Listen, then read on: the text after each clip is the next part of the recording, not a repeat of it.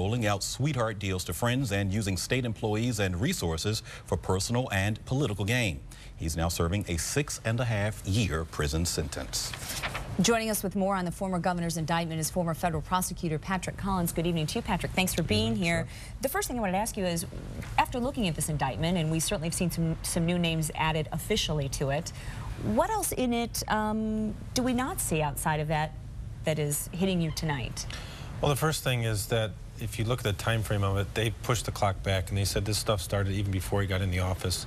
And as the former Ryan prosecutor, what I was struck by is the fact that this stuff was going on, allegedly, while Mr. Ryan was being investigated, indicted, convicted.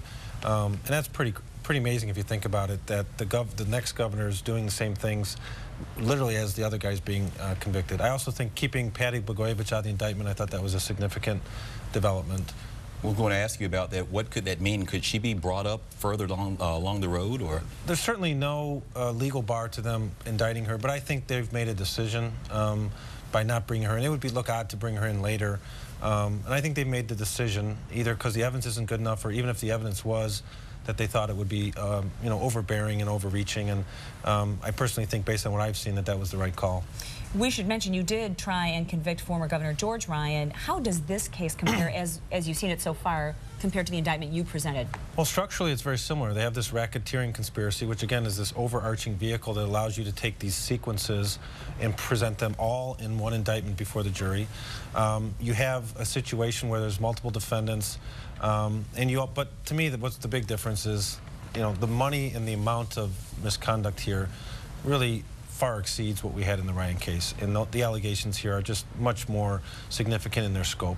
Now, John Harris has agreed to cooperate. Right. What does that say? Well, to me, every case like this, you need an insider to testify. And John Harris, they did announce that they've signed him up. And I think that's good news if you're a prosecutor, because you have someone who can at least tell the story. On the wiretaps, Blagojevich is barking out orders, and you got a guy, Harris, who goes and executes them. So to have him in the courtroom connecting the wiretaps to the conduct from an evidentiary standpoint is very important. So that's a very big development for the government. Something that we're all sort of watching too here is there have been money issues with the Blagojevich family. He's got a book deal, but there isn't a whole lot out there at this time. They're seizing his homes, everything else they can get their hands on, and yet they haven't indicted his campaign fund, which last we heard was somewhere in the neighborhood of $2 million, maybe slightly less. But for all intents and purposes, they're attempting to forfeit his campaign fund, and all the campaign fund is a pot of money. So whether they indicted or forfeiting it, it effectively is the same. What I found a little bit unusual and aggressive is they cite his house and his Washington, D.C. property. Apparently he has a property in D.C. But for them to cite those means that they can tie the crimes, I believe they can tie the crimes to the house and this property. But to take someone's house, a defendant, is pretty aggressive action. How will that play out actually physically? What does that mean? Well, they have to win the case. I mean, they only get the house if they win the trial. Once they win the trial, then they have a forfeiture hearing, and the same jury usually hears the case, or sometimes they waive the jury. But so it'll be a separate proceeding, but they have to win the RICO conspiracy to go to the sort of round 2. Anything real quickly that we should be watching for in these days to come? Well, I think critical players are Alon Monk. Is this going to change the dynamics here? Chris Kelly now has been indicted 3 times. That's pretty unusual. They're certainly trying to send a message to Mr. Kelly that they want him to talk and that they have him on all these things.